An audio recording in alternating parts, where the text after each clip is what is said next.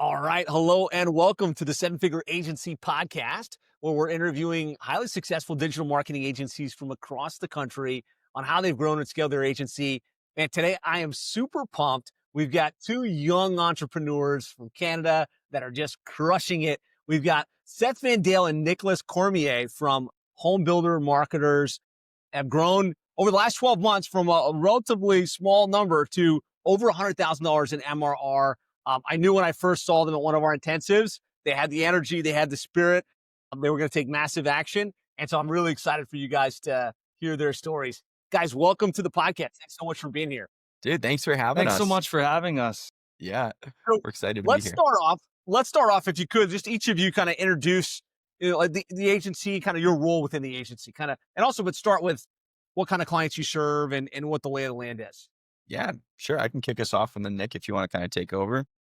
Yeah. We home builder marketers, we work with home builders. We have a few remodelers that kind of fall under that umbrella too, the guys that do both. But yeah, we're working with home builders kind of all over the world. I get to say all over the world because we just got our first international client in the UK. But I would say probably 80% of our clients are in the US. And we're kind of a full stack agency.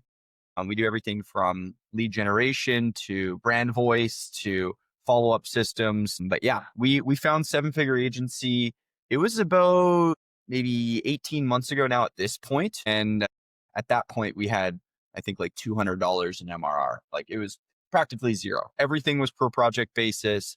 At that point, we didn't have a niche. We were just working as like a general agency, kind of taking any client that we could.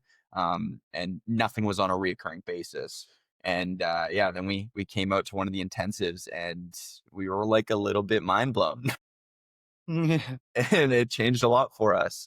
But I guess you asked too, what's my role with the company? Anybody in here that follows EOS, I am the integrator and Nicholas is the visionary. So that's kind of our dynamic. Got it. Nicholas, if you want to share a couple 2 cents as well. Yeah, absolutely. Like just looking back on time, like I feel like time just like, it's just flying by. But I remember when we first went to that intensive, like, cause we've been running, the marketing agencies since we were 18 years old. And we've been like two, I guess you could say, very ambitious guys where, in the early days, like, I think we spent probably 2 years making 200 calls a day, 5 days a week each. Cold Like calls it was only. just wild. Like that's how we got like our first 200 customers with just brute force. Like not in a home builder, just any niche. And but we were always on a hamster wheel and like we kept increasing our revenue, but our expenses were creeping up and we had no systems or no strategy. And like, it was always like we were looking at each other at the end of the day, like, man, we're crushing it, but like at the same time, we're losing at the same time, if that even makes sense. And so when we came across Seven Figure Agency, we went to the intensive and I just refer back to those growth box checklist because like, it was literally like, we looked at that and it was like, dude, we have 2 of the boxes checked here. And then, in the beginning, because we started with jump marketing and then, it wasn't really, we started to really gain traction when we niched down. And that was like the hardest mental pivot we had to make was niching down. Like it was like, we're going to lose access to all these other people if we niche down. And so it was like a hard barrier to pass. And then as soon as we did, I was like, no wonder it's like one of the first things you got to do because it made it way easier because we just had to learn the home building space, understand exactly what the problems were. And then now it's just kind of like keep duplicating that over and over and over again, rather than trying to learn a law firm, a dentist firm, or, a restaurant. They're all different businesses. They all operate different. They all have to be marketed in different ways. And to think that you can master the marketing with 50 different agencies is kind of like saying that you would be able to learn 50 different, like, you know what I mean? Like obviously business is business, but like, yeah, niching down was by far the best thing that we did. So good. All right. So we're at 100K in MRR now in that space. I'd love to go back. Jump Marketing was a generalist agency, had project revenue up, down. And then eventually you decided, all right, we're going to go in on home builders. Talk to us about like why that niche and what your thought process was around the niche selection process. Yeah, that's a great question, Josh, because we, at the start, when we came and visited you guys, we were like, well, what niche do we pick? Like, we're working with all these different types of companies. And I think a lot of agencies, when they find seven-figure agency, they come to this crossroads where they're like, well, where do I want to go vertically here? And the reason the reasoning to how we landed on home builders was when I was 19 years old. So about 5 years ago, I was the youngest person in Canada to sit on a board of directors for a construction association. And that was a huge in on the industry. And Nicholas and I both worked construction as well. And we get the blue collar industry. Those are the types of guys that we resonate with. You know, they're a little rough around the edges. You know, it's like, they're our type of guys. And so we get along with them quite well. And so it was kind of just a natural pivot into there because we already had a few builders we'd worked with and had gotten decent success. So we kind of took that transition of me being on that board of directors. I got to see behind the scenes the real issues that are going on in the industry and kind of apply a band-aid to that or apply a solution to that, I should say. And the other part to it was how high ticket it is. So, you know, a custom home, you're selling a custom home from anywhere between 500,000 to, we have clients that sell $10 million homes, but say on average, it's like $1 million. They're making like $200,000 of profit per build that they do. So we get them one build per year and it pays for our services and more. So that was a huge thing too, you know, versus like if you're working with the restaurant industry, like it's very high volume. You gotta, you know, that's a low ticket item. You gotta sell a lot of plates of food to cover your costs of marketing. So that was one of the other reasons why we went into the building industry, is just that. Yeah. So And then good. this All right, might so sound go ahead. I'd love to hear it. sorry. Yeah. This No, go this ahead. might sound counterintuitive, but like the home building industry is also super outdated. Where It is, yeah. like a lot of these people don't know technology, and we're running into this like weird time where home builders been in business 30 years, but they don't have anything in place. And like people who have been in business 2 years are like killing it. And they are like, oh, I got more than enough work. And it's yeah, when there's a problem in an industry, I feel like that's the best time to come in and help solve those. Yeah. No doubt. Yeah, there's got to be a very specific problem you can solve. So I love the fact that you were like, okay, where do we have some background expertise? Mhm. Seth had the kind of the in from being in construction. You had both worked in an industry. You had the affinity because you feel like you talk the language and you also enjoy those types of people. And there's a high transaction value, so the economics make sense. There's a good time in the marketplace where they're struggling a little bit right now to get these build projects. Mhm. Talk to us about the first client within the space. Like, how did you get, like, sometimes like, okay, we're going to go after this niche. Like, like, how did you get that seed case study? So, You should rock that one, Seth, because okay. Yeah. Well, like I mentioned, or like Nick mentioned, it started with cold calls and door knocking for us, actually. Our first like 2 years of business, we didn't run any ads. It was no partnerships, no joint ventures, nothing. It was all just like brute force. We're going to cold call 200 calls a day. And at one point, we had 6 other sales guys in an office, and all we were doing was cold calling. And it generated a lot of revenue for us. But again, it was all project work. And so one of the few clients that we got in that was a builder out in Kelowna. And that's where I live, by the way, is Kelowna, where anybody knows Kelowna. It's where Dan Martell lives, actually. Yeah, we think Kelowna automatically like Dan Martell. Yeah.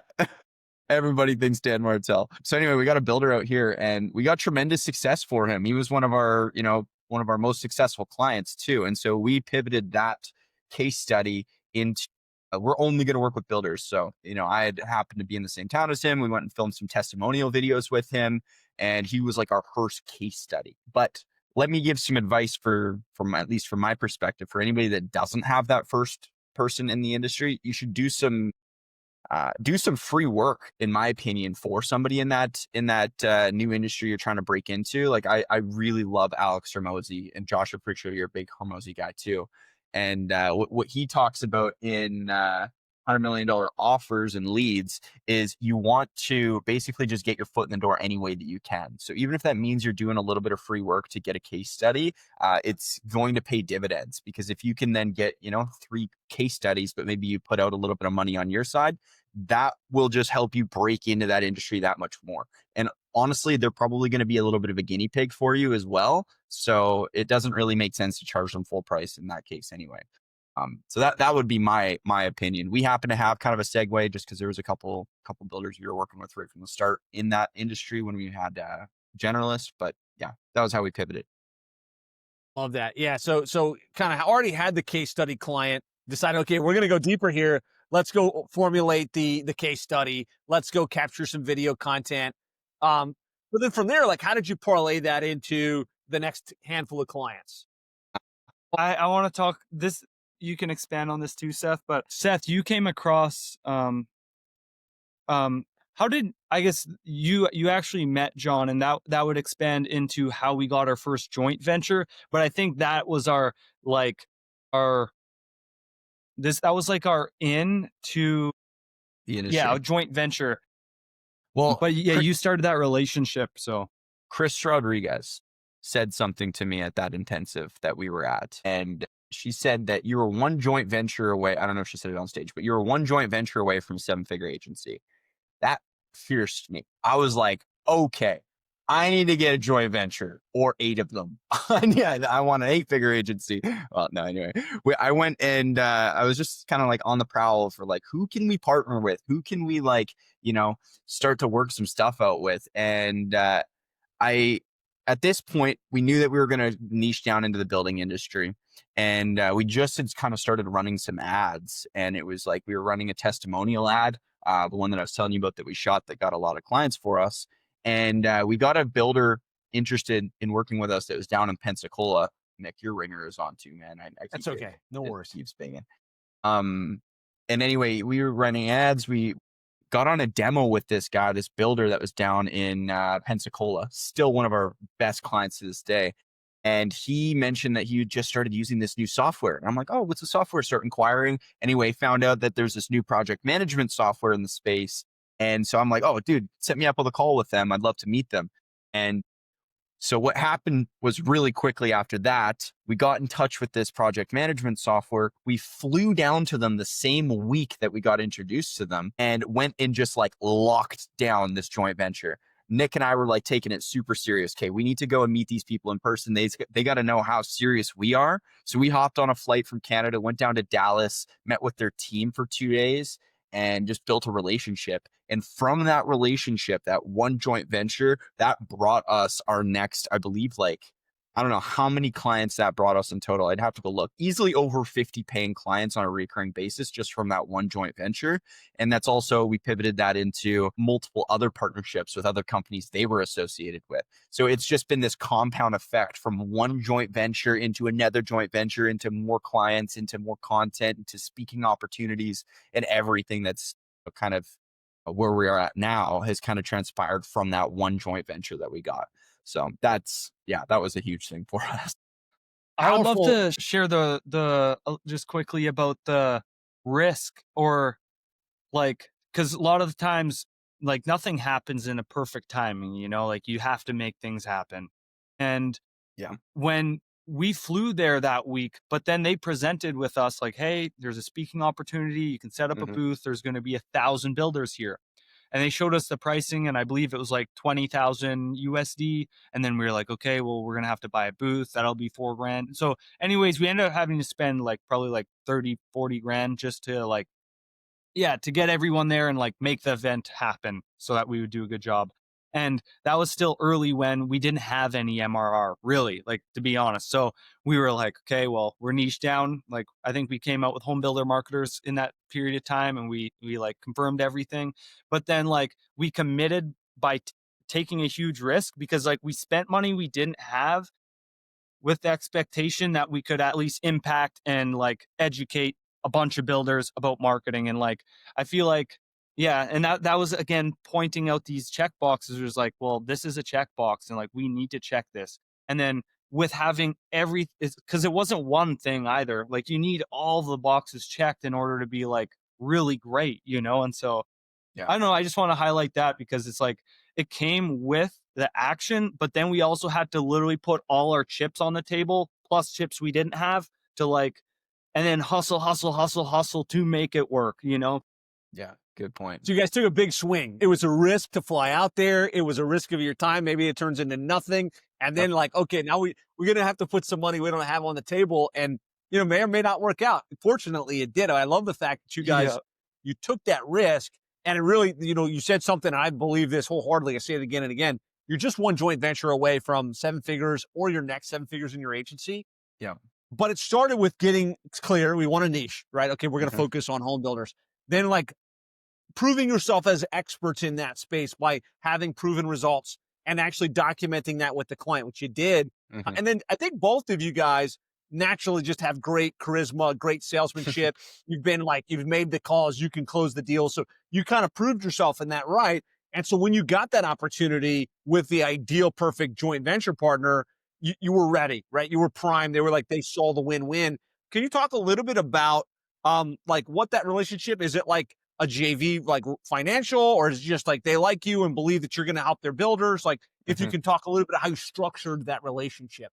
Yeah, absolutely. So actually no money transfer in that specific one. It's literally when we flew down there, they had a big office building, still do, and they had like probably 50 or 60 employees in there.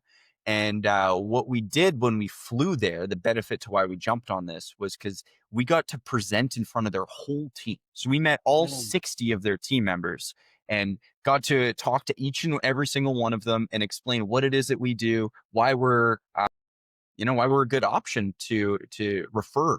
And what we came up with was anybody that they send our way, we'll give a 10% off discount. And now there was no money transfer in that case, but what they used it as was if you sign up with us and you use them for marketing, the percentage that you save with using them will actually cover our fee. And so we become free if you use them. And so that was kind of a big plus for them. So then they started kind of, on sales calls, the sales guys would be like, and then it would kind of be like an easy transition into a referral to us. Like, if you want to save some money with us, you should, go with them, and then you can save the percentage and it works out to cover our fee. So that was a big one. Another joint venture though, that we structured was, this is a really neat one that you could even think about possibly doing, Josh. What they do is we get 10% off. We give 10% off our services when somebody comes in as a referral through their platform. I'm talking about Association of Professional Builders. They're a big company out of Australia. I'm not sure if you've heard of them. Anyway, Okay. what they do is we give 10% off our services. Okay. But they invoice us directly. So the APB, the Association of Professional Builders, invoices us the 10% that they save and gives an 8% rebate to their client. So this incentivizes anybody that is in the APB program to use anybody on their marketplace, any of their partners, and then they get a rebate directly paid to them by us. It's a unique system how they have it set up, but it allows us to not go around them. Not that we ever would, but it keeps people in their program. Yeah. And for them, it's like, wow, they're getting these big checks back that it feels like, wow, look, like I'm glad I'm part of this association because I'm Exactly. getting these funds in my rebates, which is an epic way to structure it. It is. Very cool. So it's not always a percentage of revenue, right? I think Mhm. you like shared that perfectly. It's like sometimes it's, hey, look, we're just going to exchange business and it's going to make sense. Yeah. Sometimes, we'll give that discount to the client and now they feel Mhm. good about you because you're passing the referral. Yeah. Gail's got a great question here. Like you mentioned, the main one, it sounded like was a CRM. It started off Yep. with a project management platform in the industry, but it's kind of branched out from there. What are the other types of organizations that you form these relationships with? Yeah. So coaches are a big one. There's a lot of different coaching companies in the home building space, particularly. Actually, probably there's massive amount of coaches in almost any industry right now. And so those are really great referral partners because oftentimes when somebody's hiring a coach, they want to grow their business. And when they want to grow their business, marketing needs to be involved. And if you can be a great solution to that, it's a great joint venture. And then project management has been a big one. And then also part of a few like referral groups with just other vendors too. I'm in the works of a really big one right now too it's like 7 service providers that are all in the home building industry. There's like lenders in there. There's multiple different industries all in there, but they just share referrals. And then it's like almost like a BNI structured group, but it's different. Only for the building industry. So you just have to look at who else is servicing your clients and in what way. And then you want to kind of go one step ahead of yourself.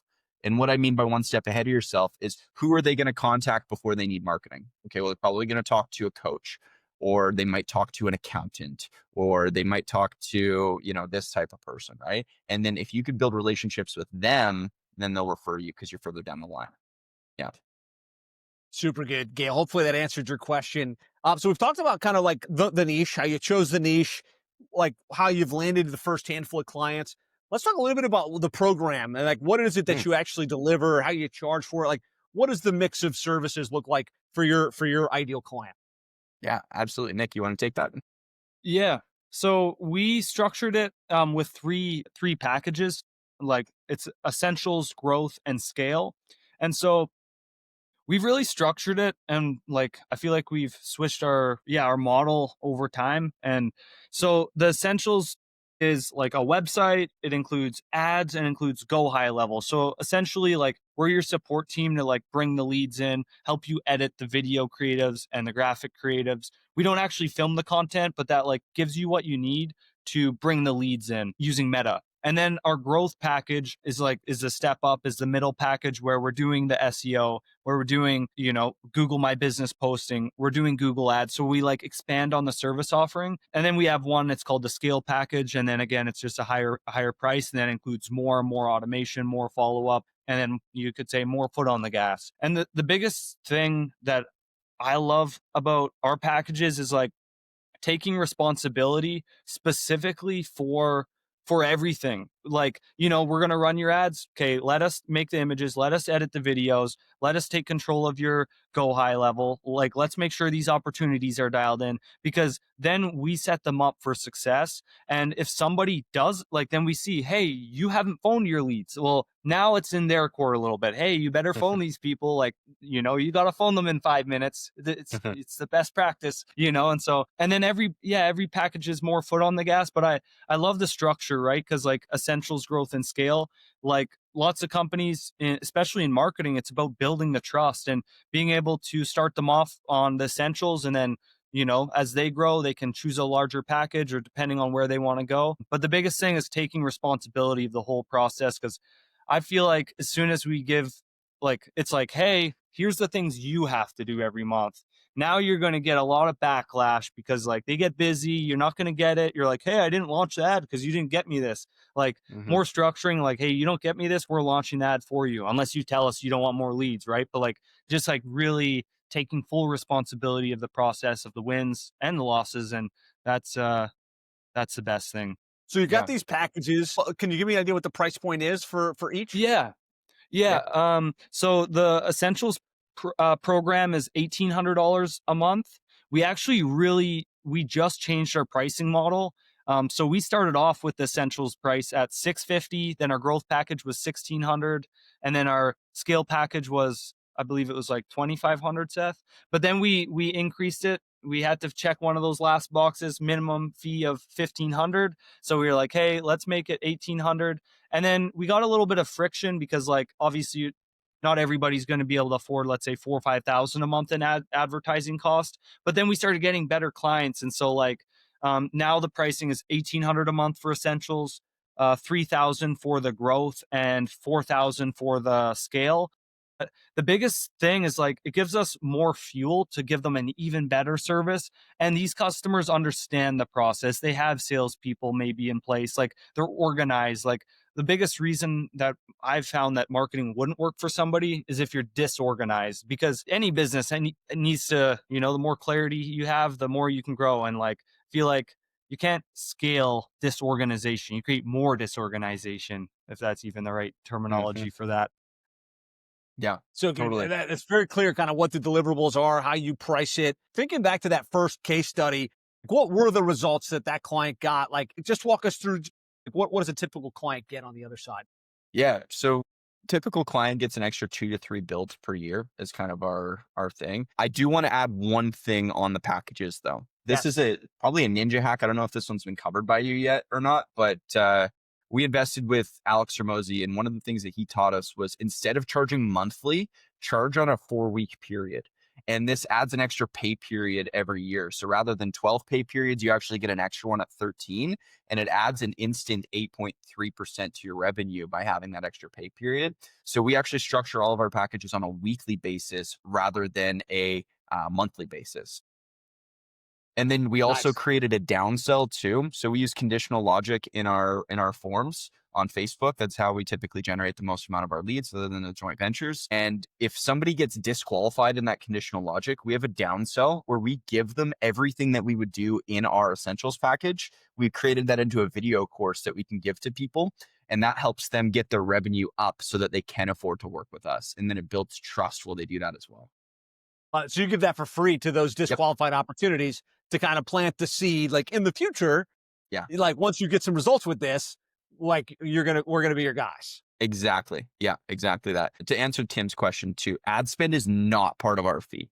So that $1,800 for us to run Facebook ads, build the website, and do the go high level and all that, everything included in there, ad spend would be completely separate.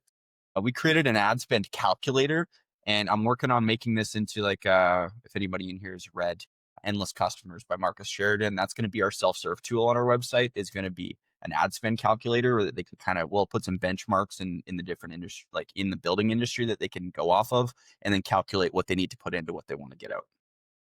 Yeah. Fantastic. All right. So it's the monthly fee plus the ad spend. It sounds like getting the website ranked, driving traffic, generating the lead. Are you tracking at this point? Because it's a very high transaction value. You're relying on them getting at least one or two projects over an extended period of time. Yeah. Are you helping them figure out like what percentage of those leads are actually qualified, who schedules in, and what turns into a job? Like, how are you closing the loop with the actual sales on the back end of that? Yeah, absolutely. We're taking a big deep dive into that right now, actually, so that they can have a calculated ROI, like a true ROI on everything. Where we're actually, you guys all use agency analytics for the most part, I believe, right? A lot of the members of the that's what I believe you teach to use on the higher end. So what we're doing is we're creating dashboards and then connecting it with their project management software, where it'll be able to calculate profit based on our money put in, and then our fee will be associated with that. And there'll be just tons of analytics that they can break everything down and see, I put this much in, I put this much, or I got this much out.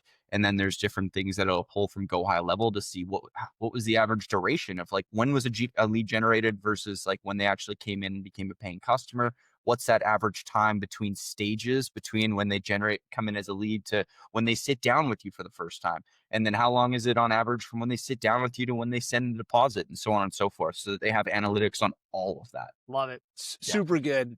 So I know you guys are big students of sales process. You've invested a lot in this. Talk to us about the sales process. So whether it's a referral from a JV or somebody that schedules in from one of your ads, walk us through like prospect to client. Oh, I would love to to share this one. He's like for that.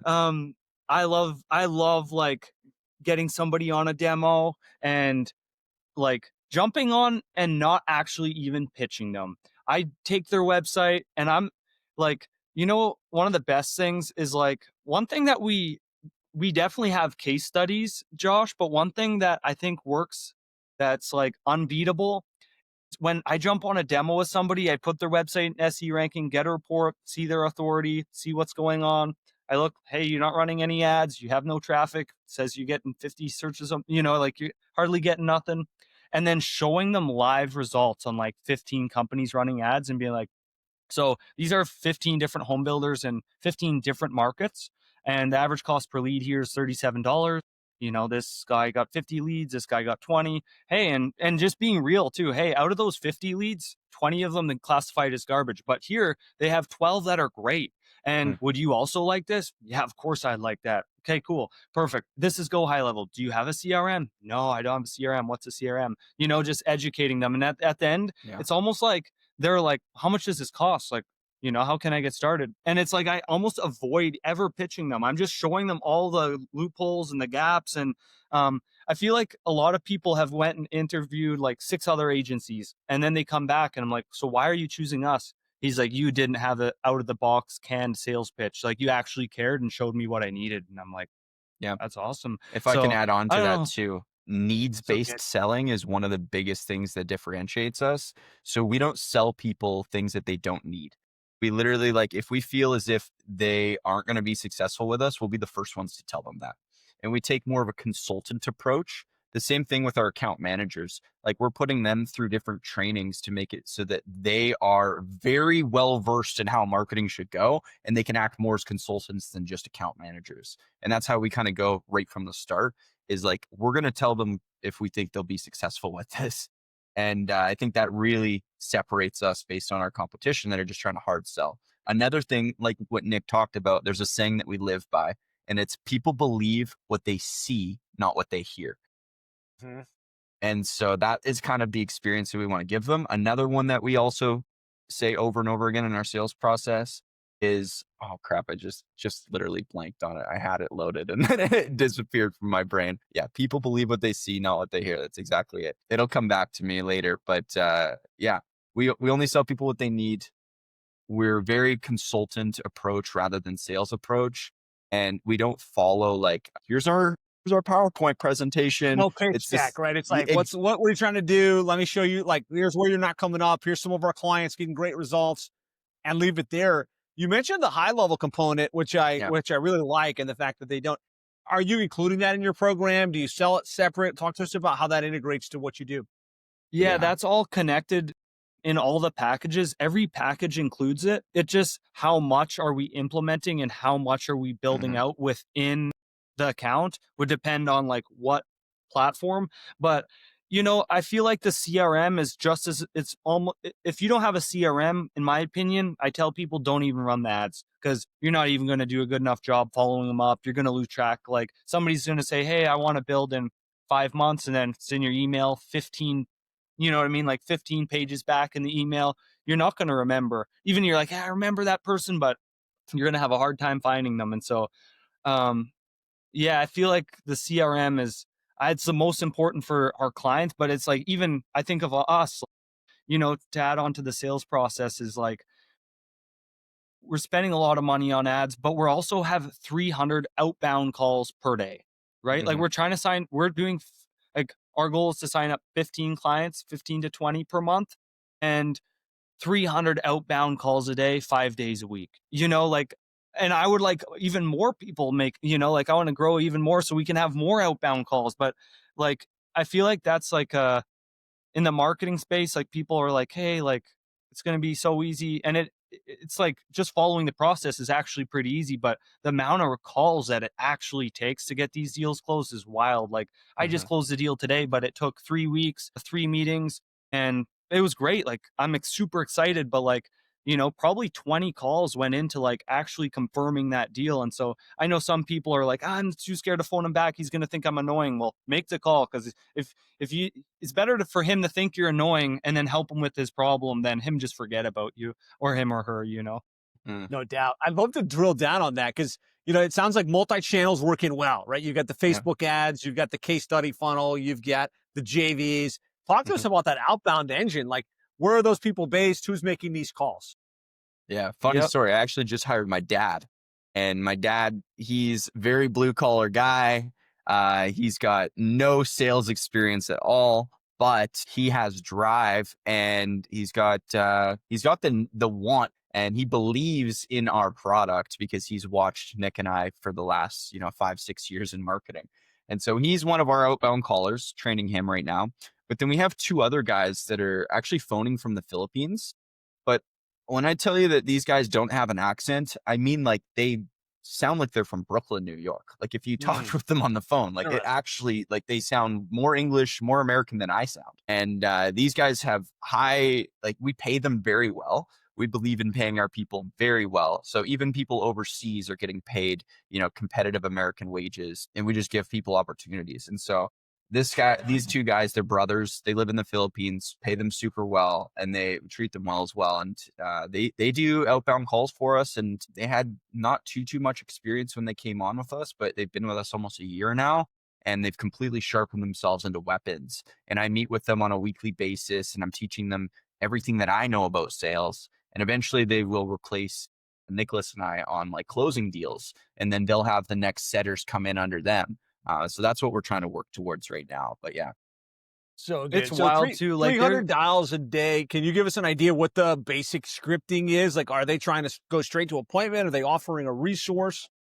Yeah, so they're just strictly just going for an appointment set. The resource, the only time we would do a resource would be, actually, I don't think we've ever called to try and offer a free resource. That could be a good play, a good idea, Josh. But it's strictly just like we're finding local businesses on Google and on BBB, doing a little bit of research on them, see if they have a bad website, and then going and phoning them, and then just asking qualifying questions. And if somebody says, well, you know, why should I pick you guys? We don't know if you should yet, sir. That's why we're gonna ask you some questions and see if it's a good fit and go from there. So really just trying to sell the appointment, not trying to sell the deal on the call. And then again, taking that consultant approach. Yeah. So good. Nicholas, I'm sorry I cut you off. It sounded like you were going to say something there on the cold calling.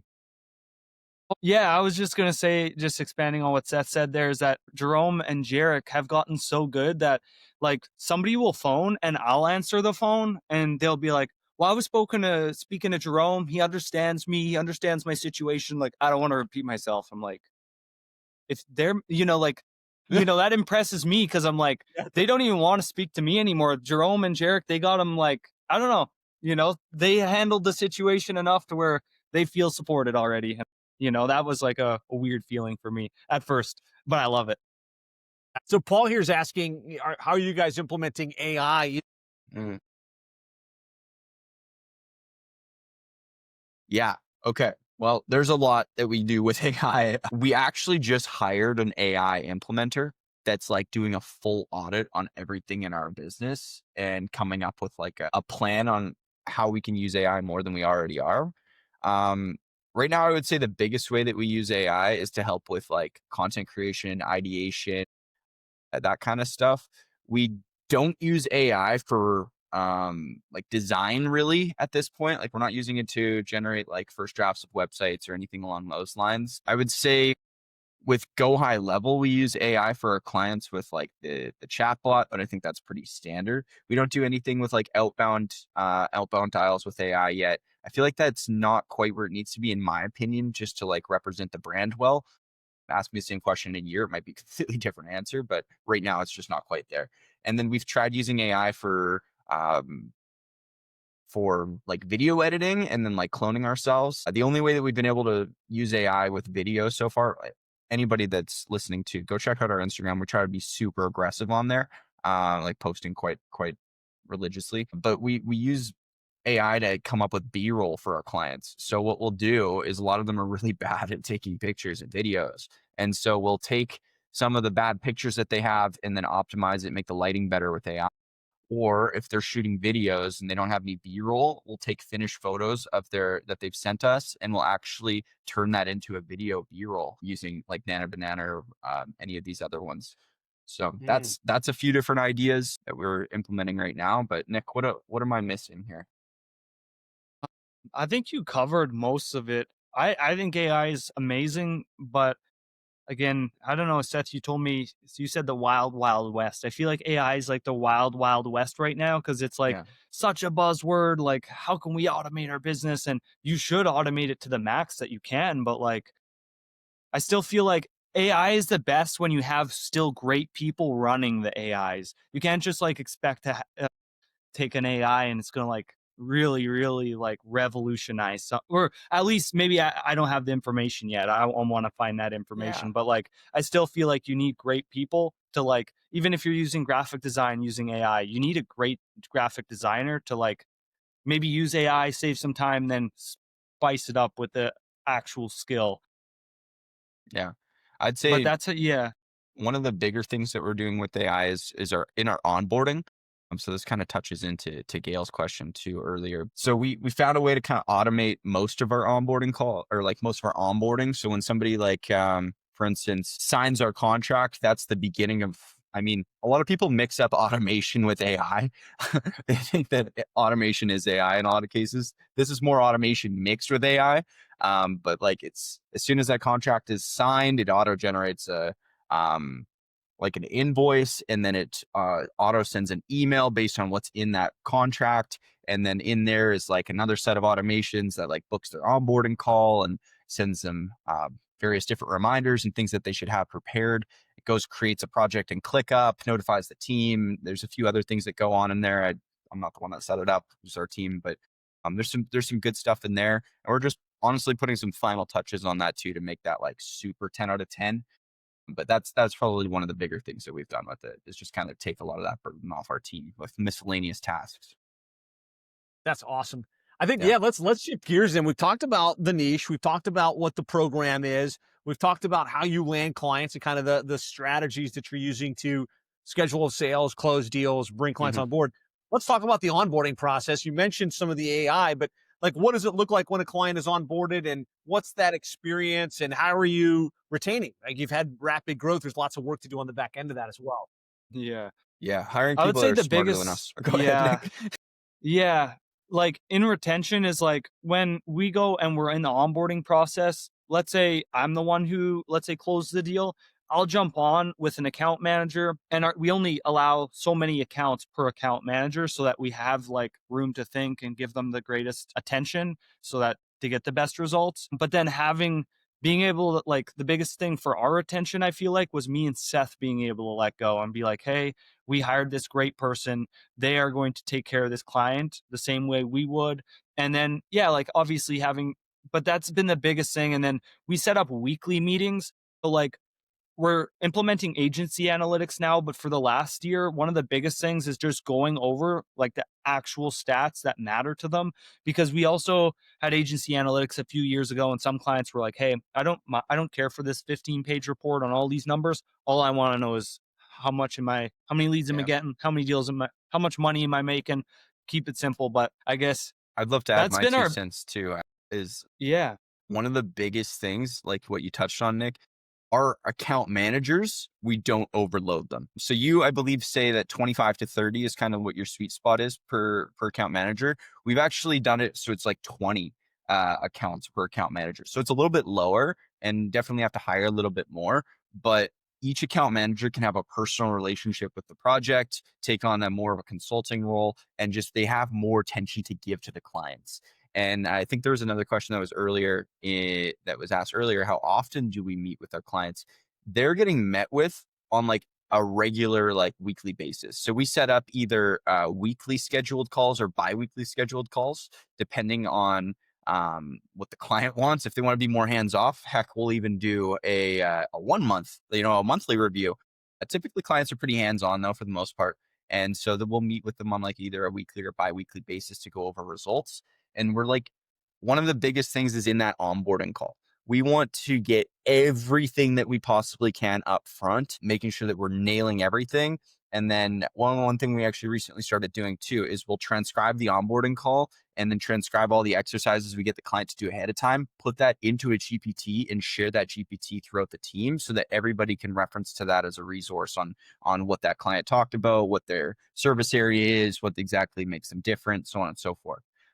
So that's a big thing that's helped us with retention, is how much attention goes to them on the account manager side. But then also just, trying to get the most wicked results possible is huge too. Staying on top of trends, staying on top of like, separating them versus their competition these are all great things, and getting quick wins, like you mentioned in your training, is huge. You don't want to wait 2 months for them to start seeing results. You want to get them some kind of quick win, whether that's going in and getting their Google business profile verified that they've been trying to do for the last 12 months, or getting their website copy rewritten on their homepage. That's like a quick win you can do that can reap some quick rewards for them.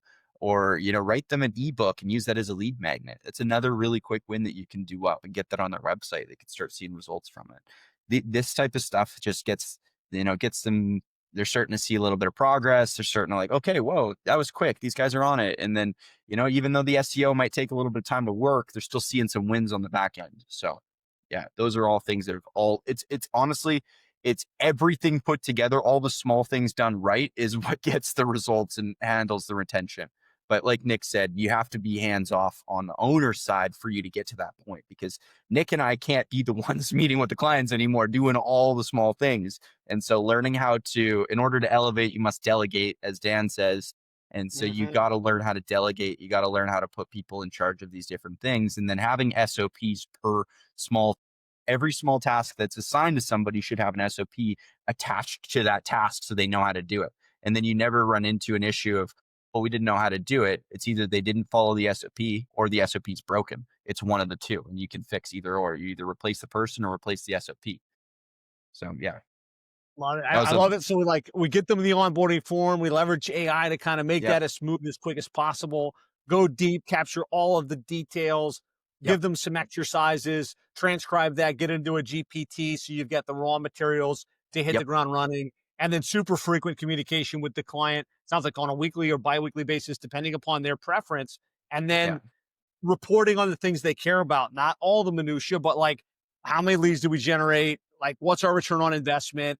And continuing to nudge the needle forward. Something you said that I really resonate with is, the best retention strategy is to generate amazing results, right? All other yeah, things being equal, if they're winning, they're going to stay, but they also need to have great relationship and know that hmm you guys care, which it sounds like you're doing really, really well with. Let's shift gears now. So now we've talked about how we land the clients and how we're retaining the clients. hmm Let's talk a little bit about how you think about scale. Now at $100,000 recurring revenue, elevate and delegate.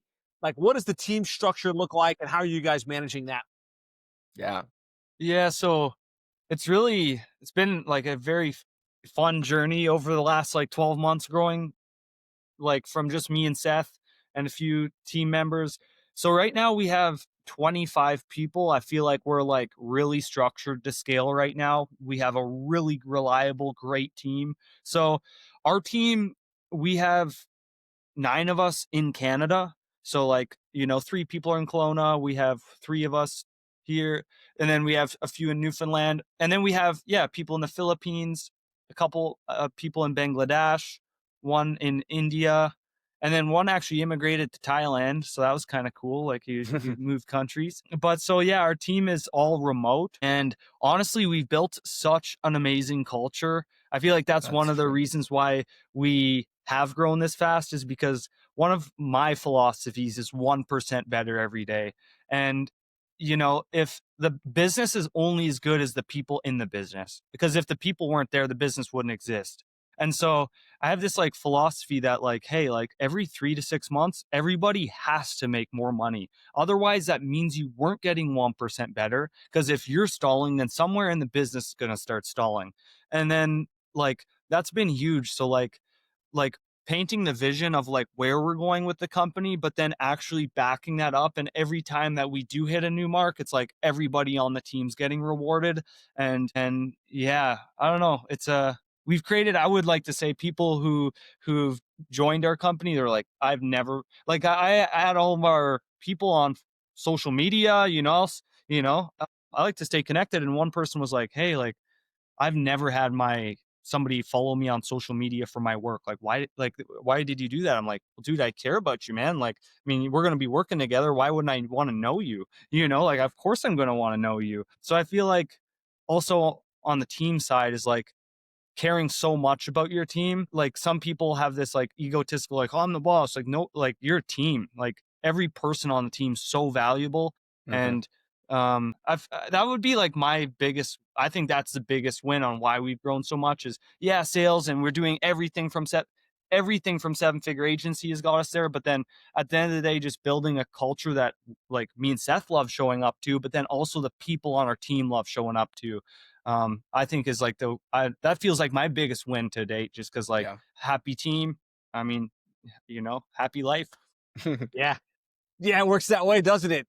So I love that Yeah. you've intentionally built a virtual environment. You've got national as well as international, but you've created a culture where there's a team, team vibe going. Like any intentional things that you've done, either from meeting rhythms or the way you're connecting on Slack to develop Mm. that culture.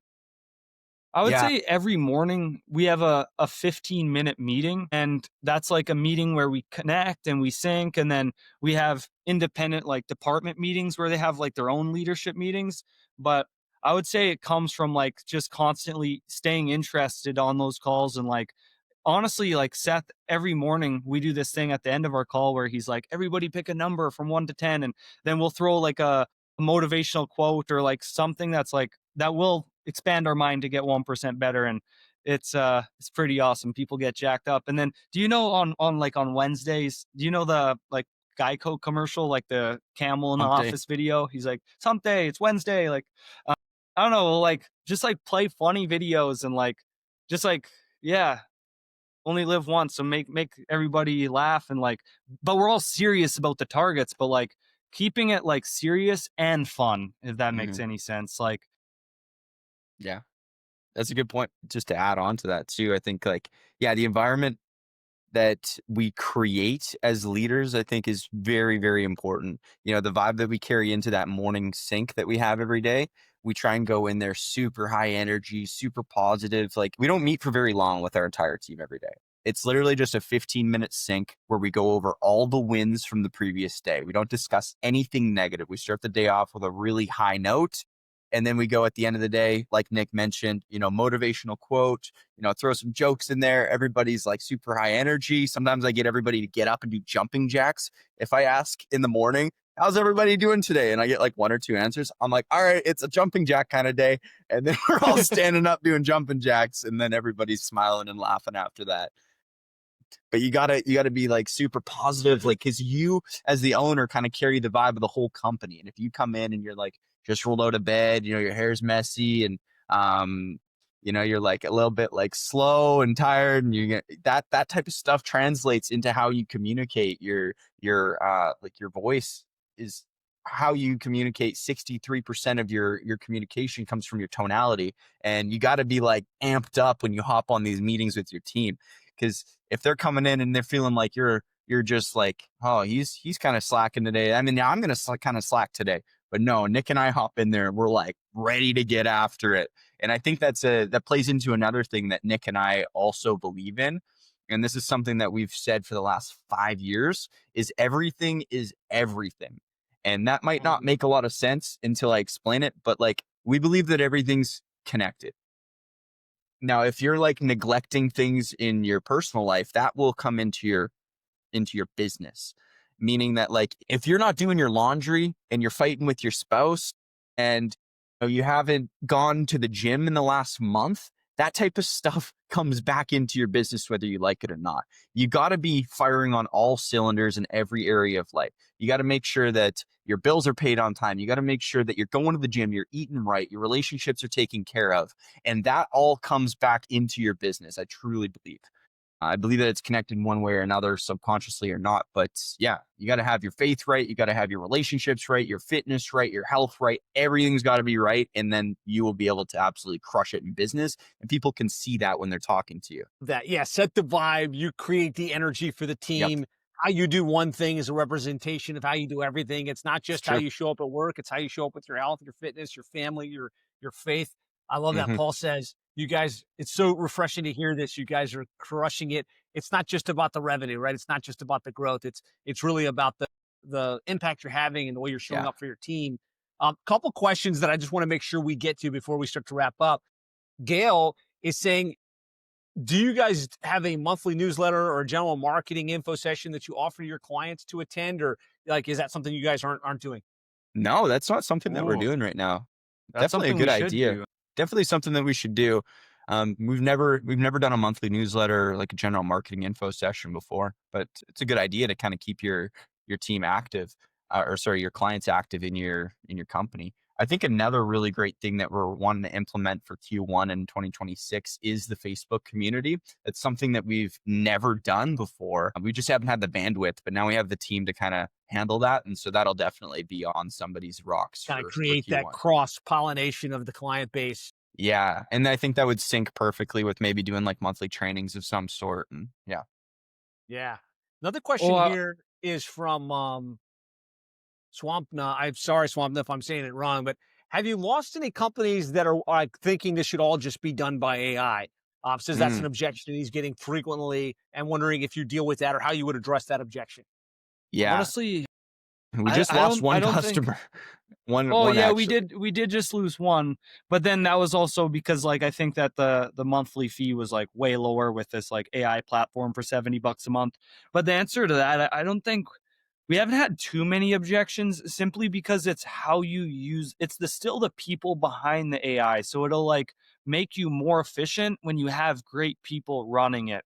But at the end of the day, like these people need to, like, they're hiring you for the result. And most of the time, if somebody's in a position where they're like, hey, I'm just going to like use this AI platform, 99% sure it will not work for them, because like you still need some level of genius to like have all of the boxes checked to like make sure it's successful. And maybe somebody could prove me wrong, but I think that you still need great people, and that'll make the outcome really good. And you can use AI to buy back that time. For the person who's like, hey, I'm just going to use this AI machine, then you could probably say, hey, like, I respect that, but like at the end of the day, like, let's see you do it. Like, get them to pull open the website and say, hey, try to get what you want out of this. And then they're going to be like, oh, I can't do it. And then you can show them the way. To add on to that too, I think that the type of clients that we're trying to attract don't want to take the easy AI route. They want to deal with real people. They want to deal with somebody they can pick the phone up, have a conversation with, that knows their business, knows them, and wants the best for them. Not some AI program that's 2 clicks and now you're all them automatically number 1 on Google. It's the type of clients that are using that. And now there's probably a ton of people in the building industry that are using that, but a lot of them are going to be ones that are trying to cut corners that are lower end customers. And so those are the people that we completely avoid by displaying our pricing on our website, doubling our pricing, and having our minimum fee at $1,800. I agree. I think the higher you go up the market, the more you're going to be dealing with sophisticated business owners that understand, their strategy. There's work that needs to be done to make all this stuff play. Perfect answer to that question. Guys, and kind of come into conclusion. First of all, thanks for coming on and sharing, and congratulations on your success.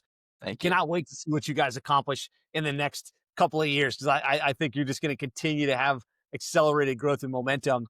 But, if you had one last piece of wisdom for that agency owner that's just trying to get to the next level, what would that be? And we can start with you, Nicholas, and then we'll go to Seth. One piece of advice that I would have is just like, honestly, if you're on here, 7-figure agency, you got to take action, number 1, because that's the first thing that you need. Well, like, I don't know, action, but then follow the 7-figure agency plan, because honestly, like, that's like it sounds cliche, but like seriously, we just followed the plan and like really hammered the plan, and we were implementing this stuff. It wasn't perfect. Nothing is perfect the first go around, but then you implement it, you have something that's like kind of all right, and then you keep making it better and better and better and better. That'd be my show up every day, be ready to work, and follow the 7-figure agency platform, because it's seriously like, it's like, I'm not sure, Josh, hundreds of agencies have now hit this mark because of literally the platform. 182 is the current count. Yep. 182. And you're literally giving away the checkbox for free on your agency growth system. So like that system is like the creme of the crop. Now, I guess you just need all the training so that you implement it correctly, because your platform offers one reason why 7-figure agency is so amazing is because you're like, hey, there's this box that I need to check.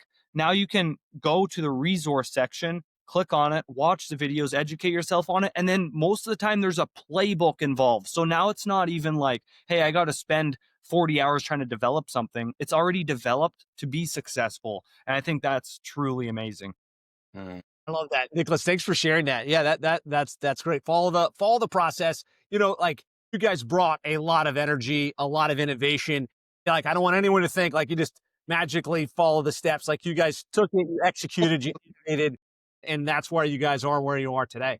Yeah, 100%. But I give so much credit. Like, yes, we put in so much effort, but like we did for years, and until we followed the system, we never had, I guess you could say, a steady, like a great business. So I guess I'm just forever grateful for that training, Josh, everything that you've done, because I couldn't imagine if I was on the hamster wheel for more years, that would be no good. Love that. Amazing share. How about you, Seth? So this piece of advice is for what type of agency? Let's say any agency, let's say that, trying to get out of the 10K, 20K, 30K, 50K through the 7-figure level. Okay. I would say one term. It's based selling. Work with the right type of clients and switch it from just taking everybody's money that will give it to you, to only working with clients that you can see a long-term relationship with. And switch yourself from being a salesperson to being a consultant. If you can make that pivot and really just approach every single relationship, every single lead that you want to service them first, rather than just, take their money and do the work. Figure out how you can be who you work with, how you can be the most the most value to them. That would be my biggest piece of advice. Another thing would be just take a deep dive into becoming the best version of yourself, and that will translate into your business too. So many great insights and takeaways. You guys are rock stars. Thanks for coming on and sharing. If people wanted to connect with you further and kind of get to know you better, what would be the best way to connect? Instagram, Home Builder Marketers on Instagram. Home Builder Marketers? Yeah, Okay. Home Builder Marketers on Instagram is the best way to get in touch with us. We answer all our DMs. It's me and Nick in there that are actually answering, so that would be best. Or Seth VanDaele, Instagram or Facebook, or Nicholas Cormier, Instagram, Facebook, pretty much everywhere. Just search Home Builder Marketers, Nicholas Cormier or Seth VanDaele, and you'll find us somewhere. Yeah. So good. Guys, thanks for your abundance mindset and your willingness to come on and just share, like, here's what's worked for us. Here's what we're doing in the marketplace. If you got value from today's session, be sure to reach out to these guys and thank them for sharing and thank them for their abundance mindset. We're going to wrap up here. Thanks for tuning in. Thanks for watching. Be sure to like this video wherever you happen to be watching, and hit the subscribe button if there's one here. Thanks, everybody. Yeah. We'll see you on the next episode of the 7-Figure Agency podcast. Thanks, everyone. Thank you.